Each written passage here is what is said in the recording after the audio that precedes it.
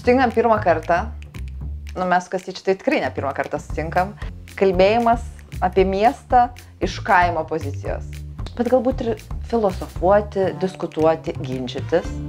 Tai ir tikėjimo, ir knygų, ir dar kokie klausimai. Atsakyti į tą klausimą, kuo skiriasi miestas ir kuo skiriasi kaimas. Tam tikrą prasme ir paveikslas to, ką mes esam, ko mes buvom, toks kolektyvinio žmogaus toks atspindys. Šiandien sakyti tokią mintį, kaip miestas kaip sąmonės būsena. Tai dabar šitą vietą iškirp, Giedriau. Palauk, nu tai aš irgi čia nesu. Sėdis tai laukia, kol aš jau kažko paklausiu. Gerai. Gerai, šitą iškirpam. Nu, šitą galim palikti visai galvo.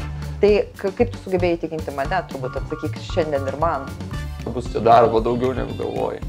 Jo, tikrai, tu sakai, darom laivą, tu nejuokauji. Gerai, kalbėk, nu tai pakalbėk, aš gal tu ir įsivaizduok, kad žinai, tada aš gal prisijungsiu. Miestas kaip sąmonės būsena. Tai gerai, viskas, biškis stabdom viską. Giedriau, kaip iš šono atrodo? Gerai, nesikiš dabar tu. Gerai, iš naujo filmuojam. Padaryk tą savo.